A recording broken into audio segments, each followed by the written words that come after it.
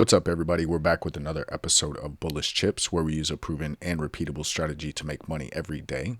This channel happens to focus on the Bullish Semiconductor ETF, which goes by the ticker symbol SOXL. But the charting method and the trading method that we use can be implemented with any publicly traded company in the U.S. stock market. So make sure you hit that like button if you enjoy this video. Really helps the channel grow. Appreciate those who continue to tune in and give us a thumbs up. If you haven't already, make sure you hit that subscribe and notification button as well. That way you are alerted to when we release new videos. We do release bonus content from time to time. But the nightly and weekend videos, like tonight's video, we really focus mostly on triggers and targets for trades ranging from intraday scalps and shorter term trades all the way up to swings and long term leaps. So if you want a deeper dive into exactly how the charts are set up, how we identify different levels, use our broadening formations, the color coding for different time frames, things of that nature, make sure you check out the bonus content on our YouTube page. We've got a couple of videos that dive deeper into that for you. And if you want a quick reference for the strat, if you're not familiar with the strat, check out the description of this video. We've got a free PDF out there for you. So while we do provide the triggers and targets, we do encourage you to watch the whole video. We give some pretty good insight into the price action on all time frames. So let's go ahead and get into the agenda for today. We will go ahead and recap the price action from Thursday, December 11th. We will zoom out to look at the week, month, quarter, and year like we always do. We will then take a look at the market maker's expected move for Friday, December 12th, and we'll zoom back in to set the 4-hour markers and the triggers and targets for Friday, December 12th. We'll do a quick review of the triggers and targets for the week, month, quarter, and year as well. So just diving into the intraday price action like we normally do, starting with the 5-minute time frame. It's really how we can take advantage of the proven and repeatable strategy, especially early in the morning, to either take part in scalps or to get early entries into whichever direction the day is going to trend in. That repeatable strategy is dependent upon identifying our 4-hour markers, quote unquote 4-hour markers. Those are the previous high a day, overnight high, overnight low, previous low a day, and the opening print, or the first traded price of the day. Once you have those levels, then you look for higher lows at or above that opening print level to get into calls, looking for the overnight high and previous high a day as your targets. If we go to the downside, you want to look for lower highs at or below opening print to get into puts, targeting overnight low and previous low a day. Today, we had just basically a pretty quick shot to the downside.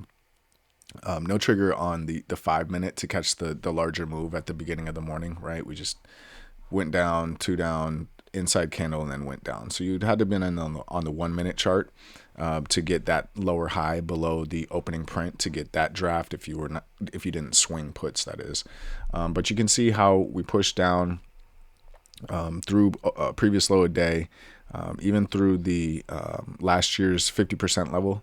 We've talked about this for a couple of weeks now, and it's shown how important it is from a major support resistance standpoint.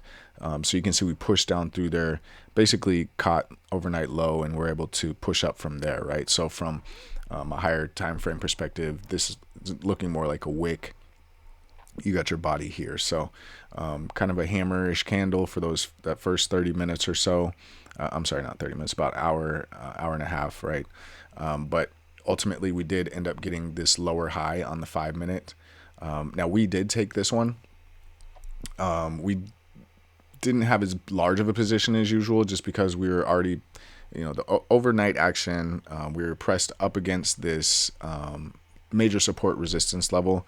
Wanted to try and really, kind of scale in as we broke down through these levels. We talked about yesterday how these were going to be big levels of support. So we didn't want to dive in too early, too quick. So once we broke below the low of this 2-up candle, locking this in as a lower high, we went ahead and entered puts, and you can see we pushed down, got a bounce off of overnight low. That's okay, kind of expected. Went back up, rejected below this major support resistance line of last year's 50% level, and things were looking good, right? But then all of a sudden we started getting this higher low, and then once we got this higher high, we've noticed, all right, overnight low is looking like it's holding. Let's go ahead and get out of here I think it was a slight, it was less than 10% that we took from that. So might as well have just been even. And then we watched how price was going to continue to react, or we're going to just move sideways through the whole day, digesting yesterday and the overnight price action. Oracle did not have very good earnings reporting at all last night. So that weighed pretty heavily on at least the tech sector. And we wanted to just see how this major of support resistance was going to be respected, right? So we continued to watch. We went up, got this soft higher low with this bearish engulfing candle that reversed and continued up. Then we got a higher low here. And, based off of position, the momentum, internals, if we go look at the internals here, right, they were pretty neutral on the tick. Barely red on the vol QD, and on 80 QD, market breadth actually went positive and pushed for a good part of the late morning into the afternoon. So looking at those, the position of where we're at with this major support and resistance, we went ahead and took this higher low here. And you can see we got higher lows, higher highs, higher low, higher highs, pushed up to opening print, got some sideways action, but then ultimately made that higher low, pushed up, higher low, higher high, and continued to push up into the afternoon with a little squeeze at the end of the day. We went ahead and took profit in those last 5 minutes. We didn't want to mess around with trying to swing those overnight. We've got January calls and beyond, so we've got plenty in swing territory. Went ahead and took those profits, and the day ended up being flat overall, even though we had that big push down in the morning. So if you were able to get that big push, or you swung puts overnight, congratulations. I hope you got some good profit out of that. And if you didn't, I hope you're able to remain patient. Now, this was a higher risk play that we did get into because we were below opening print. But again, we recognize the major level of support, the internals for QQQ, breadth moving up and turning green. It was worth the risk for us. Now, again, we weren't heavy in this position because of being below opening print, and we didn't add any on any of these higher lows. We just didn't want to play around too much today. Yesterday was a decent day, and aside from the Fed, we had to digest that Oracle earnings. So on top of that, we've got anticipated AVGO earnings. So it could have been another sideways day, and that's basically what we got overall. Even though intraday we did get some pretty good movement. So for those of you who took the added risk and took the bounce off of overnight low, congratulations as well. There was that double, basically triple bottom here. So, good eye on you to get into that. So, I guess that's enough of the intraday shorter time frame. Let's look at the hour real quick. You can see we did put in a lower low on the hour, but it came from a higher high. So it's just creating a broadening formation here at this point. Just get a visual here. Here's like the lowest in this little range here to there, in there. Come on now. There to there. We've got our broadening come on. Think or swim. There we go. We've got this broadening formation here, right? Making higher highs, lower lows. We're pushing back up. Will we make that higher high? From a bull's perspective, hopefully, because we're right at that last month's high. If we can push above that locks in last month as the higher low. We'll get into that here in a minute. But again, just creating a broadening formation right now on the 1 hour. So just sideways action. No real triggers as of yet, which is again why we weren't adding anything else to the position. If we look at the 4 hour, it's the same type of thing. We got a lower low, but we're coming from a higher high, right, in the sequence. So just creating another broadening formation here on the 4 hour as well, right, there to there. So we just got sideways action.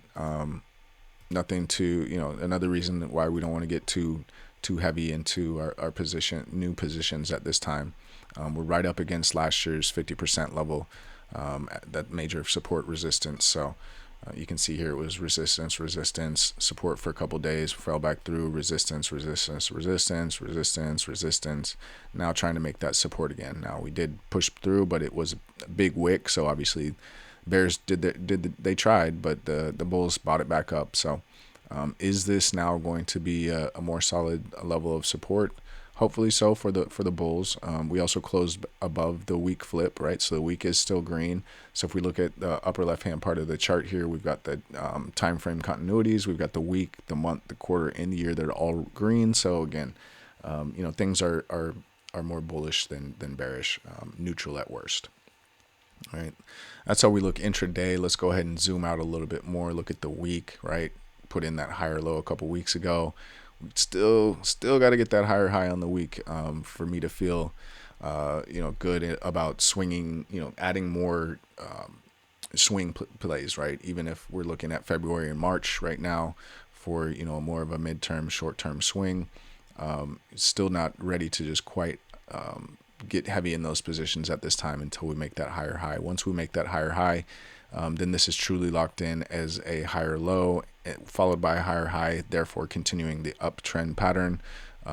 If we stall out here and start pulling back next week, then and go below the low of this week, then this gets locked in as a lower high, and now we're looking at sideways action at best, and at worst, starting a downtrend, right? If we go back down and make a lower low, then that's lower high, lower low. That's technically the start of a downtrend. So we did have like 11 weeks of sideways action here at the end of June through September in that 24 to 28 range. So we could be seeing that same type of thing here, just with a larger range. We could be going from 50 to 28, 30 area, right? We could just go sideways from that. Now, if we do have that type of sideways action, that's not the worst thing in the world either, right? Especially with that type of range, that gives you a lot to work with, and from the standpoint of selling calls and buying puts at the top and buying calls and at the bottom to go back up, right? That's a big range to go with. So it still could be quite profitable, even more profitable than it was here when we had that clearly defined range that we were doing the same type of thing in. So from the week perspective, everything's still looking good, but do want to see that higher high. On the month, same type of thing. Haven't gone too up on this month yet, so we haven't locked last month in as a higher low yet. So we really want to try and get that 5019 level up here. If we can break above there before the end of the week, that would be great, because more than likely we would make the higher high on the week as well. So it'd be what's called a simultaneous break, where we get the week and the month that are breaking at the same time, or triggering new strats at the same time. So we do want to see that from the month. At the same time, we're about halfway through the month, so we still got plenty of time to trade. It's perfectly reasonable to think that we could pull back into the end of the month and finish, towards the bottom of the month candle, or even push down and fill this gap down here. I don't know that would happen. I'm not calling for that to happen. We don't get into predictions around here, but we've got to look at things on both sides of the coin. And if this month is going to be just closed as an inside month, then we would see some pullback. Now, most people would argue that we have a Santa Claus rally that should be coming here in the next week or so. Or let's see, we've got a couple weeks left. So, end of December and beginning of July should be beginning of January should be the Santa Claus rally. But we've got to be prepared for all sides. That's how we can either, make money off shorting, or getting better positions on, long positions, shares, and things of that nature. From the quarter perspective, we're still looking real good. We're in this, let's get this a little tighter. This one combo 2 down, combo 2 up, triggered at 36.15. Target or magnitude of the move is 70.08. So we talked about at the beginning of the quarter, when it triggered, it's going to take more than 1 month to happen. But we've already been on a great move to that point, and not too much further to go, less than halfway to go. So just continue to watch that. As long as we're above 36.15, we're good. Ooh, whoa. We're still in force on the strat now. Like we were talking about on the month, if we start to see the pullback on the month, we want to watch the quarter, because if that continues into January, February, and we pull down and go 2 down on the quarter, that then locks this in as a lower high following a lower low on the quarter, technically starting a downtrend on the quarter, right? So again, not calling for that to happen, but we need to be aware of what could happen on both sides of the coin. So just be prepared for that if it were to happen. And then on the year, it's kind of the reverse of the quarter, right? We had this 1, 2 up, 2 down that triggered, but we ended up making a higher low on the year chart so far, creating this green hammer candle and looking like we want to continue to push up in 26. If we do, and we go 2 up in 2026, then that gives us this 2 down, 2 up reversal, which also has the magnitude of 70.08. All right, so 70.08 is really that first major target that we're really out there looking for. Let's go ahead and go down to the hour chart, and we will talk about, actually let's go to the 15 minute here. Let's talk about the market maker's expected move, right? The market maker's expected move for Friday, they have a high of 51.33 and a low of 46.25. How do we get that? Well, let's go to the options chain, and I'm just using Thinkorswim here, but if we go to the options chain for December 12th, that's Friday, we can see in parentheses we've got plus or minus $2.54. All right, so if we go to our notes here, right, Friday, December 12th, 12 trading days left in the year. Close on Thursday was 48.79, and we can see this market maker's expected move for Friday is $2.54, giving us a range of 51.33 to 46.25, right? So these are not end all be all levels, right? If price gets to 51.33, that doesn't mean it has to stop and go sideways or reject.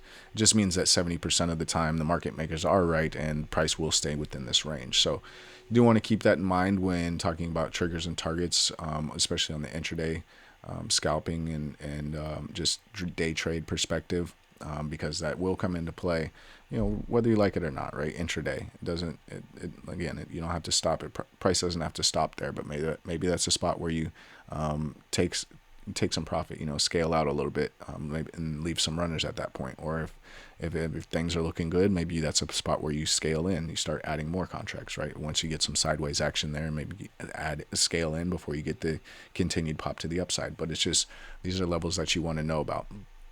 And you can see how this 51.33 is lining up with that 51.53 that the market makers expected for the week, right? So if not familiar with the week's expected move, you can check out the weekend video, but it's just essentially the same thing. You're just looking at the plus or minus number for the options chain for that week, right?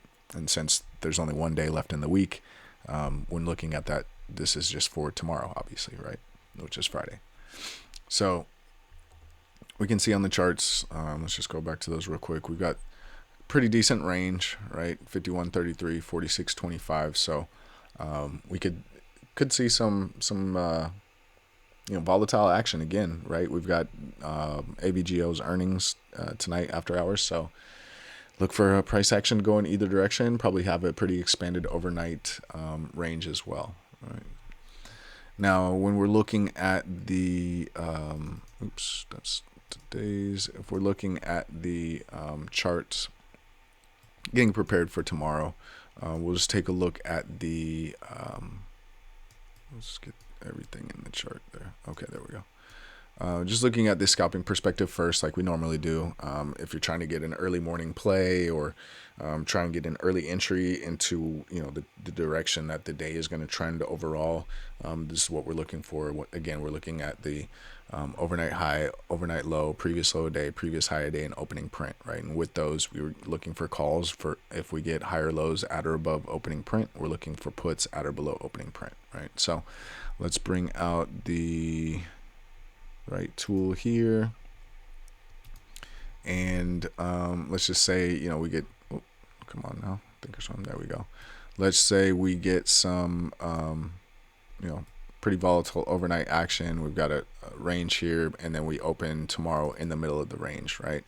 If we open here and we push up, maybe we get a rejection off a previous high day and we pull back down, but we bounce off of last week's high, this solid purple line, right? That'd be considered a higher low above the opening print level, and we want to look to get into calls. Now, the first target would be previous high day, so not a lot of magnitude there, even if you were to get a perfect entry. So maybe you don't let go of any at that point. Maybe you scale out of a couple. If you were, had multiple in the money contracts, maybe you can get rid of a couple there.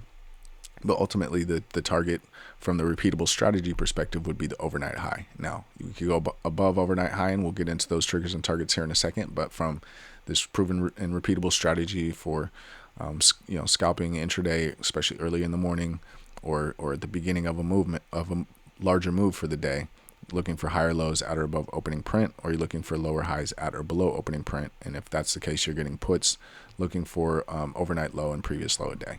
All right. Let's go to the 4-hour chart to look at more of a longer day trade perspective. Excuse me, there we go. And we've got on the 4-hour, we talked about yesterday, in yesterday's video there, the 3-2 up presented the opportunity for a 3-2 up, 2 down. And that's what we got right now. There was not a lot of magnitude there, so opened here. And if you were able to get in as soon as it broke below the low of the second 4-hour candle of Wednesday, that would have been the perfect entry if you could get in right there. Obviously, you would have scaled out at the exit point of most of your position, especially since we've got this last year's 50%, the major support resistance level here. You probably would have wanted to scale out a majority of those, but you could have let some run and you could have ended up with some real nice profit on those. But that's been played out. The strat was met, so at this point it hammered back up, and we got the 2 down, 2 up that triggered and started today with that second 4-hour candle. But now we've got the opportunity to continue that on Friday in that first 4-hour candle. If we go above the high of the second 4-hour candle from Thursday, then that triggers the 2 down combo 2 up, and the magnitude of that move is this 2 up to the left of the 2 down. So got some decent magnitude there to make some good money, again, especially if you're at the money, in the money, and with multiple contracts. At the same time, if we go to the downside, that does trigger a 2 up, 2 down. That triggers at the low of this 2 up, and the magnitude of the move is the 2 down. So a lot of magnitude to the downside as well. Do want to keep in mind that we've got these levels of support here. Last year's 50% level, and the market makers expected move low. The zero line of this bull flag that we kind of have identified here. We went ahead and put that there. So we've got some, you can see to the left of it, it's been support, basically support. So looking for that level to be a little bit of support. You can see how the market makers expected move low is lining up there as well. So even if we do get that downside action, don't get too far ahead of yourself and just say, it has to make it to this low to complete the strat. I mean, we're in an uptrend, so it would not be surprising if a strat to the downside falls short of its magnitude and then reverses back up. So just keep that in mind.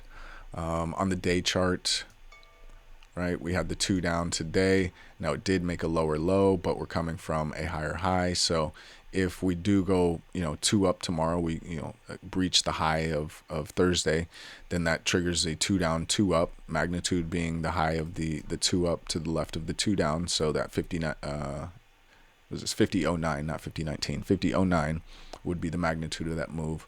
Now at the same time, if we're going back to the downside, that would just be widening this broadening formation basically, because again we've got this higher high and then lower low, so it's just a broadening formation here, and we're just looking for possible bounce points at that juncture, right? And this 43.8 might be that point where we get the bounce. You can see how it was a little bit resistance here, kind of as support in this area here.